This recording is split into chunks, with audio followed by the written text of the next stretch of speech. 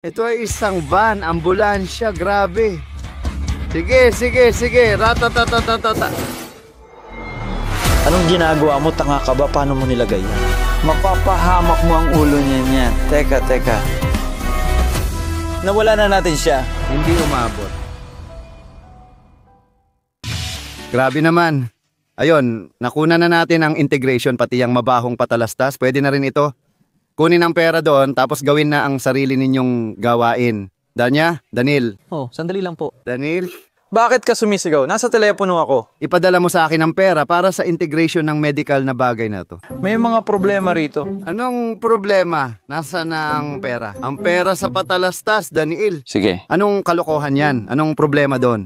Nag-promote naman tayo, dapat ibigay na nila ang pera. Pakiusap, wag mo nang sumigaw. Pakinggan mo muna ako. Kanino ka ba, Daniel? Wala akong oras sa kalokohan mo. Sige, tatawag na lang ako ulit. Pasensya na. Daniel, na-promote ko na ito. Kailangan ko na ng bayad para sa integration. Naiintindihan kita. Kailangan mo ng pera, pero kausap ko sila ngayon sa telepono.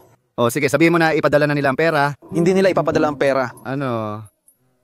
So, tama ba itong promo na in-advertise mo ngayon? O bakit? Dahil doon, nalugi si Otscomed. Nalugi ba si Otscomed? Hindi nila kinaya dahil hindi nila na-analyze ng maayos. Sandali, niloloko ba nila ako sa pera? Hindi, sandali lang. Niloloko ba talaga nila ako? Tahimik lang, sandali. Hindi nila babayaran ng pera. Oo. Pero may iba silang alok na sa teorya ay maaring interesado ka. Anong alok ang Sasakyan. sasakyan? Oo. Babayaran ba nila ako ng sasakyan? Oo. Ayos, may pagpipilian pa. Hilig ko ang sasakyan. Maganda to. At sa kahit anong sandali ngayon, dapat ipadala na nila sa akin ang mga koordinada. Ipasa ko sa'yo tapos pupunta ka at kukunin mo. Oo nga, pagpipilian din yan. Hindi, teka. Anong ibig mong sabihin na ako ang pupunta at kukuha? Ikaw ang nagpasok sa akin sa kalokohang to. Sandali. Ikaw ang responsable sa kalokohang to. Bakit ako ang may sala? Dahil sila ang pumalpak. Danya, ikaw ang nag-asikaso ng reklamo at nakipagkasundo sa kalokohang to. Tama?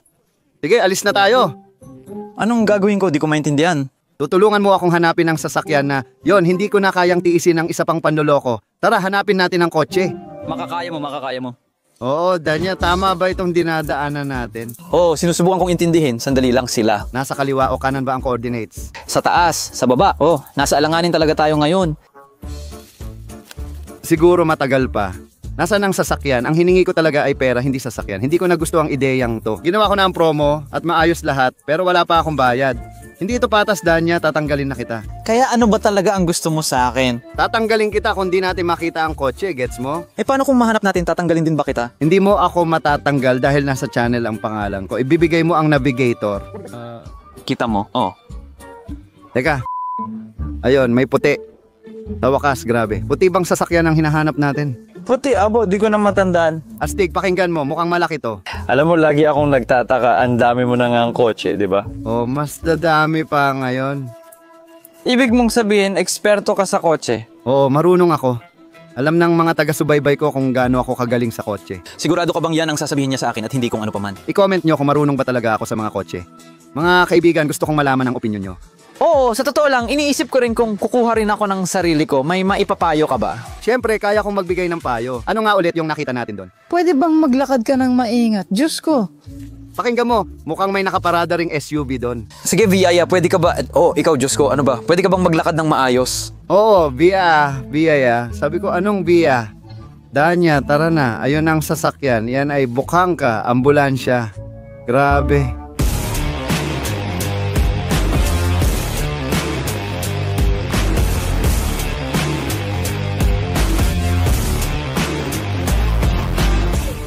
Grabe, ako sa cartoons ko lang nakikita yan. Pero sa totoong buhay, meron din pala. Ayos to, pakinggan mo.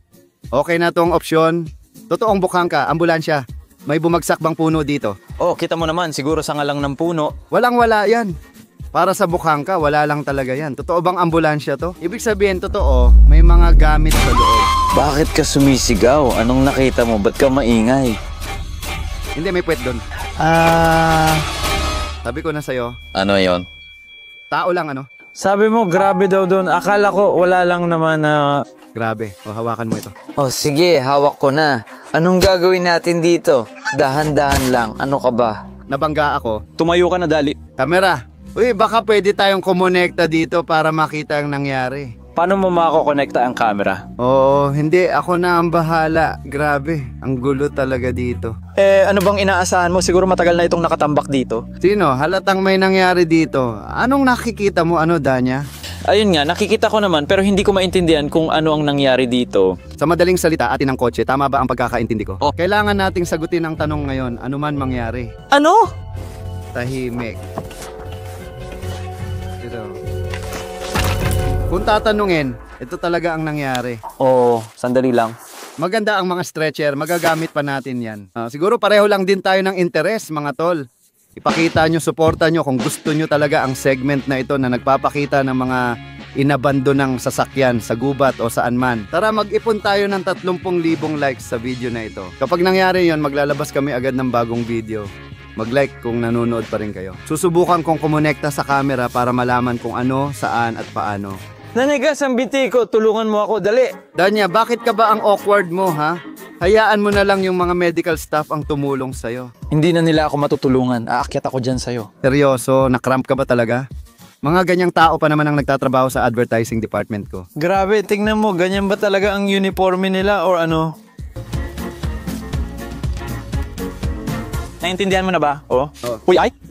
May parang flash drive na nakasaksak dito at kaya ko itong basahin eh. May ilang video file dito. Tingnan natin ang pinakahuli. Anong binabasa mo? Sige. Sino ang binabasa mo? Camera lang to. Walang babasahin dito. Sabi mo, basahin. Tingnan mo. Wala na siyang pulso ng 2 minuto. Anong itinurok mo sa kanya, ha? Anong itinurok mo sa akin bago ito? Ano ka ba? Tanga ka ba? Antifreeze yun. Bakit mo naman binigay sa akin yun? Hindi naman ako doktor. Hindi rin naman ako doktor. Super lang ako. Kailangan ko lang siyang ihatid sa ospital. Ako naman ay mekaniko at ano na kaya? Kaya nga kita binigyan ng anti-freeze para ilagay mo sa kotse. Bakit mo naman isinaksak sa ugat niya, ha? Oo, akala ko tutulungan mo siya kasi masama ang pakiramdam niya. Tapos na, wala na tayong magagawa para sa kanya.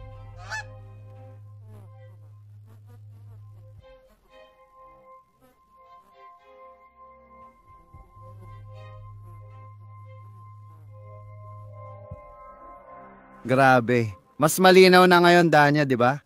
Mas malinaw, hindi ka ba nababahala na gusto mo pa silang i-promote pero ganito ang ginagawa nila? Ano ka ba, tanga? Ikaw naman ang nag-ayos ng promo. Hindi naman ako ang nag-promote. Hindi ko naman sinisisi ang iba, pero hindi ka ba nababahala na nandito tayo ngayon sa lugar ng krimen at nakasuot ka pa ng damit ng kriminal? Ibinenta mo ang puwet mo para sa pera, so ano ngayon? Anong problema mo, ha? Ganyan ka magsalita. Sige na nga, bahala na dyan. Ibang usapan ito.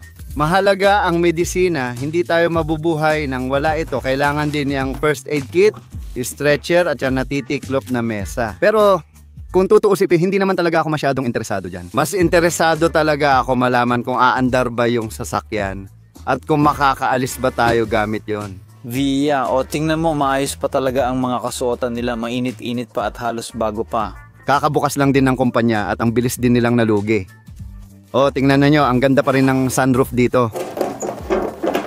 Ano yan? Para ba itapon doon ng mga kliyente? Hindi, para makapasok ang oxygen sa mga kliyente. Hindi ba pumapasok ang hangin sa mga bintana? Tingnan mo kung anong kalagayan ng sasakyan na ito. May mga librong nagkakalat. Yak! Anong mga libro yan, ha? Basahin mo. Sanggunian. Aray, natamaan ako. Teka, tingnan mo, ha? May baterya ka ba? Gabay para sa mga medic. Via, Ano? Magbabasa muna ako ng matatalinong libro, baka mapagaling na kita, gago. Bobo ka ba? Ganyan ka ba makipag-usap sa boss mo? Narinig mo yun, di ba? Oo, mabigat ang kaso na to. Nandyan pa ang makina. May kakaiba dito, teka, hindi ito. Ayos na, bilis ng tibok ng puso. May nabanggit tungkol sa presyon. V, ano alam mo rito? Sablay dito kasi walang oil pressure na makikita dahil walang sensor. May mga bagay din na parang sobra. anong langis para sa'yo? Parang mataas yata dugo mo sa ulo. Pakinggan mo, sa totoo lang, gusto ko rin naman talaga ang medisina noon pa. At alam mo, ang dami ring pera na pwedeng kitain dito, di ba? Alam ko lang, sa mga arterya, asul ang dugo, tapos sa mga ugat pula o minsan berde. Oo, magkaiba ring kulay nila. Pag pinagsama, nagiging ube, di ba? Parang hinahalo ng puso, di ba? Oo, hinahalo, parang cocktail, tanga? Bakit nila ako niloloko? Nakatayo lang silang nakangiti. Narito ang mga larawan mula sa aklat ng biolohiya. Isang banda asul, sa kabila pula. Ayan na naman siya sa biolohiya. Siya ang sumulat at nagpalimbag ng aklat niya. Sa madaling salita, walang baterya. Mukhang meron tayong ignition pero mahina lang. Kaya malamang sa atin, siguro tumuko na ang baterya. Wala niyan, hindi tayo makakaalis. Pero may naisip akong paraan. May isa akong ideya. Saan ka pupunta? Saan ka nagpunta? Gagamutin kita ngayon. Bakit ka ganyan, Danya? Ano bang problema mo? Gagamutin kita. Halika, uminom ka ng yoda. Baka tumino ka na. Ano, totoong Yoda ba yan? Siyempre, totoo yan. O dilaan mo. Narinig ko na nakakatulong ang Yoda, kaya totoo talaga. E di kainin mo na lang, ewan ko sa'yo. Alam nyo ba, may mga kamag-anak akong Indiano. Seryoso. Hintayin nyo lang ako dito, babalik ako saglit.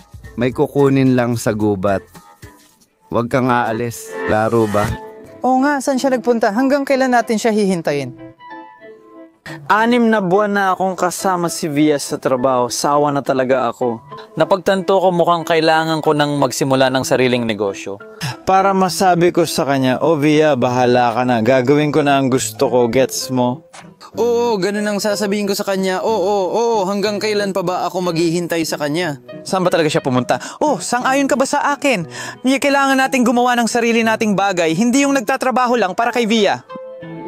Oh, sang-ayon ako. Salamat na rin. Siguro mali lang dinig ko. Teka, curious ako. Ano nga ulit pangalan niya? Baka may kwento rin siya. Pakinggan nyo at kung alam nyo, pakisulat sa komento. Wala talaga akong alam tungkol doon. Oo, nasaan na nga ba yung tanga na yon?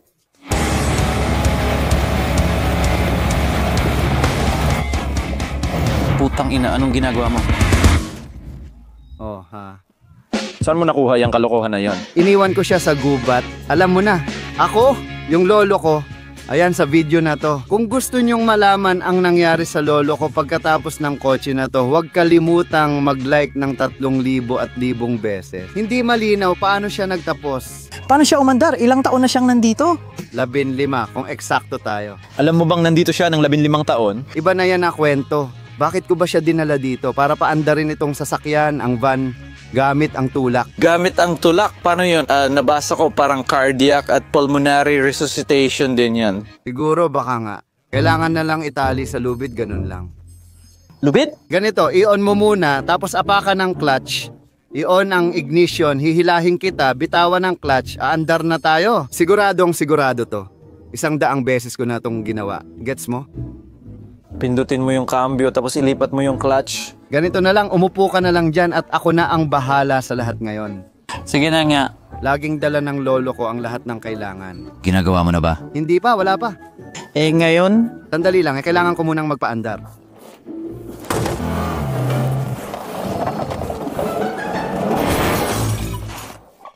Huwag mo akong tratuhin ng ganyan. Ako, putang ina, nandun pa yung makina. Ano? Mukhang nasira ko yung kotse. Sige na, ano ba yan? Diyos ko, puno lang yan. Hindi ako mapipigilan ng kahit anong puno. Susi. Ang mahalaga, makabuelta ako ngayon at mahila si Danya.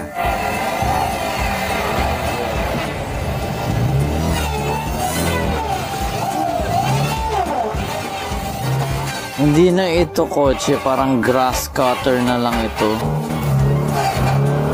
Lahat ng hindi kailangan, matatanggal din. Sige, huwag lang sa akin. Anong klaseng lagari yan? Anong ginagawa niya, ha? Pwede bang ayusin na lang ng maayos? Kaya mo ba ng maayos? Tanga ka, Biw. Ay, Nakatayo ako? naiintindihan ko na nakatayo ka. Ang makina na to ay diretso. Buhay ka pa ba? Buhay pa ako pero mukhang wala kang utak sa ulo mo. Di ba gusto mong maging doktor man na hindi naman neurosurgeon? Bakit ka nagmamagaling? Hindi ba doktor ang neurosurgeon? Tapos na ako. Na-diagnose na kita, gets mo? Langaw. Naipit. Ano ba to? Ano bang gagawin mo ngayon, ha? Anong meron dyan sa'yo? Ano?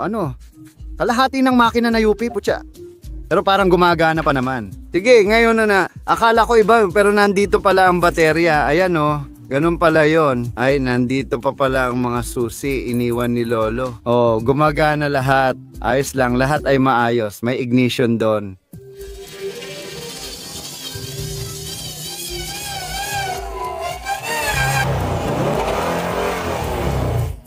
May idol pa nga.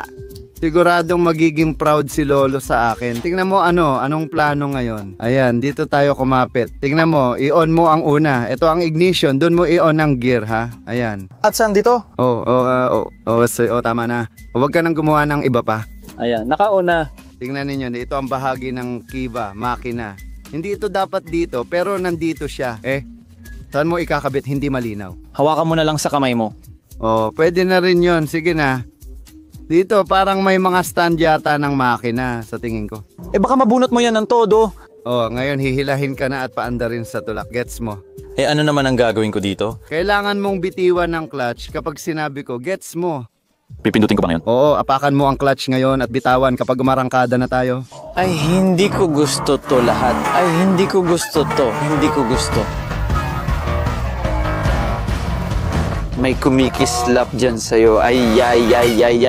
Dahan. Sige na, ngayon. Anong ginagawa mo? Handa ka na ba, Danya? Ha? Handa na ba kayo? Hindi ko alam. Putang ina. Hindi. Nalaglag lang sa madaling salita, di ba? Bakit mo siya doon isinabit sa sipon ba? O ano? Hindi basta nalaglag, napunit, walang kwenta. Ano ba naman to? Ikaw na bahala dyan at sa mga sasakyan, aalis na ako. Saan ka pupunta, Danya? Nababaliw ka na ba? Kasama ka na ngayon sa gulo ko. Diyos ko, sumama pa ako dito. Ako patuloy na pasama. Ano bang gusto mo sa akin? Di ko maintindihan. Paano mo ito paandarin kung walang kuryente? Paikutin mo lang ang makina kasi parang may sindi pa rin kahit mahina. Baluktot ang mga kamay mo, kaya hindi mo magawa yan. Baluktot ang kamay. Anong pinagsasabi mo? Tingnan mo, anong meron dito? Heto siya. Nasa sarili talaga siyang pwesto sa pabrika. Bihira yan, Danya. Pinakamaasahang gamit ito sa mundo. Pangbakal? Mas magaling pa. Baluktot na starter. Tulungan mo ako. Ha? Sal? Dito ito pumapasok. Sigurado ka bang dun? Oo. Nako, huwag kang gumawa ng ingay, tanga. May problema ka ba dyan? Meron, sa bilang ng 3, handa ka na ba? Oo. 1, 2, 3. 1, 2, 3. 1, 2, 3. 1, 2, 3. Hanggang kailan mo balak paikutin yan? Hanggang umandar ito. Sige, 125 na lang tapos na. Handa ka na. Ilan? 25 beses na nating inikot. 1, 2, 3.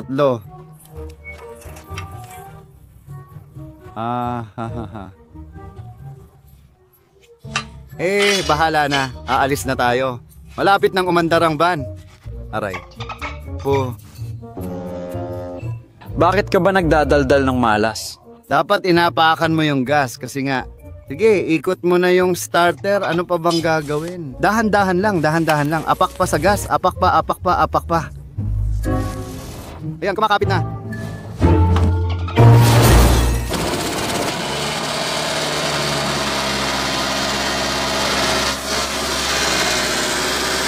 Patayin mo makina.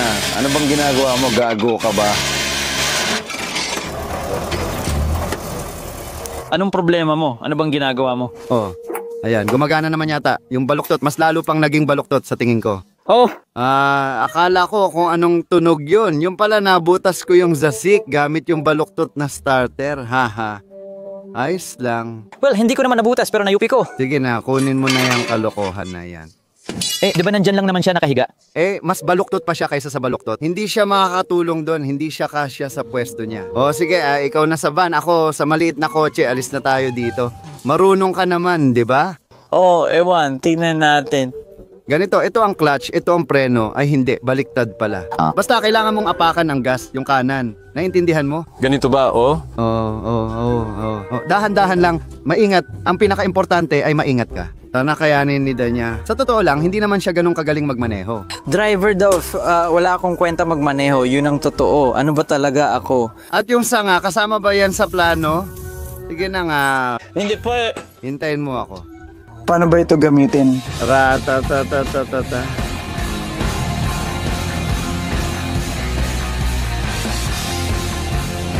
Sige, ayos lang. Ay, kileche. Aray. Anong ginagawa mo, gago? Bilisan mo, tinulak ko siya ng konti. Sige, Tao sa manibela, anong ginagawa mo? Ina. pakibilisan po, pakiusap. Pot. Pakibilisan. Put. Sige na, mahal. Seryoso ka ba? Bilisan mo. Sana nga. Tama na ang pagtulak sa akin, gago. Ayos lang nga, maganda takbo natin. Ta. Oh, dito tayo mag-overtake. Overtake, ganitong galaw. Oh, ayos lang. Ay, grabe naman, baby. Ano ba to? Kaliwat kanan. Kailan ba to matatapos? Oh, bakit ka na naman tumigil? Sige na, tuloy lang. Ay, Putsa, anong ginagawa mo? anong nangyari sa bumper ko? Oh, problema nga yan base sa tunog. Ay, nabubuksan naman ang mga pinto. Opa, putya. Yup, tumay ka. Paano nangyari yon? Ayos lang. Ratatatatata. Oh. Sige. Sige. Yeah. Saan ka ba pinaalis? Bilisan mo na. Ano ba to? Sige na. Mahal. Tara, alis na tayo. Nako, ano bang ginagawa niya doon? Tara na. Maayos tayong nagmamaneho. Nakalabas na tayo sa daan. Naku, tingnan mo ginawa mo. Dahil sa'yo, nagka-short circuit ang baterya ko. Naintindihan mo ba ginawa mo? Gago ka? Ano? Oh, mayos pa yun. Sinira mo lahat dito. Dito mo pinisa. Ayun oh. Kita mo, di na tuloy nagsasara. Okay lang. Huwag kang mag-alala. Aayusin natin. Ayos lang. Pero nakita mo ba, gago? Alam mo bang ginawa mo yon? Pakinggan mo, kaya kong ayusin lahat. Tara, kalmahan muna natin, umupo tayo at pag-usapan natin. Kasi sa totoo lang, may magandang potensyal sa negosyo ang kotse na to. Tara, umupo ka, ipapaliwanag ko sa'yo lahat ngayon. Uupo na naman ako doon. Oo, pero ikaw sa pasahero, ako magmamaneho. Eh bakit mo naman ako pinaupo dito? Tara na, pwede nating ibenta ang sasakyan o gamitin ito para ipagpatuloy ang negosyo ng pribadong kumpanya ng medisina na Ochcomed. At kitain ng perang pwede sana nilang kitain. Gets mo? Sa totoo lang, may punto ka rin naman. Siyempre, nagustuhan ko rin lahat ng yan. Mga mediko, gusto ko rin magmaneho. Oh, tingnan mo. Nabasa mo na ba ang medical na sanggunian? Oh. Marunong din ako magmaneho. Tara, maghanap tayo ng mga kliyente. Oh, pakinggan mo, may naisip akong ideya. Alam mo rin yung lugar na yon kung saan pwedeng naghihintay ang mga potential na kliyente. Wala ko, alam ko na. Tungkol ba ito sa base natin? Siyempre. Laging nababangga ang ulo ng lahat doon. Tara na. Sige. Pero alam mo, baka hindi na rin natin kailangan pumunta pa sa base natin. Maraming manggagawa dito. Tingnan mo, O ano yon? mag-aalok kami ng mga serbisyong medical ngayon. Anong serbisyong medical? Malusog naman siya. Yan ay sa pamamagitan ng subscription. Hindi mo naintindihan. Ngayon, ipapakita ko sa'yo kung paano dapat magbenta ng maayos. Magandang araw. Ay, sandali. Banya, ikaw ba yan? Anong ginagawa mo dito? Nagtatrabaho ako dito lad nyo. Bakit dito ka na nagtatrabaho? Dati di ba doon ka? Kumuha ako ng bakal para sa kumpanya gaya ng sabi mo kahit saan. Kaya binaklas ko ang garahe. Oo, wag mo nang kunan na nagbibiro lang siya. Oh, wala nang mga kisame dito. Binaklas ko na. Wag mo nang kunan, nagbibiro lang siya. Ayan ang bahay bakasyonan namin nandun. Nagbibiro lang siya, nagbibiro lang. Hindi totoo yan. Slavik, ano ba tong luma na binili nyo? Parang kung ano-ano lang. Ba nito para sa negosyo? Hindi naman umaandar yan sa'yo. Oh, bakit? Nakarating naman tayo dito. Mula saan? Pakinggan mo, kalma ka lang. Wala sa kamelyo. Kalma ka lang, may gusto lang akong ialok sa'yo. May bago akong kumpanya. Interesado ka bang bilhin ang mga serbisyong medical ko? Sandali, sa'yo? Sa amin. Oo. Serbisyong medical? Alam mo na, parang gagamutin ka ba? Una sa lahat, hindi ako nagkakasakit, malusog akong tao. Pangalawa, hindi ako magpapagulong-gulong sa mga kalsadang yan kahit kailan sa buhay ko, kailanman. Anong problema mo? Tanga ka ba? Itutuloy ko na lang ang paglalagari ng bakal ko. Buong pader na nga niya. Tanga, tara na, sa mental hospital siya dapat dalhin, hindi sa emergency. Sige, sakay na, hanap na tayo ng ibang pasyente. Sa susunod, dahan-dahan lang, mukhang may sakit siya. Tahimik. Tignan mo. Lumiko ka.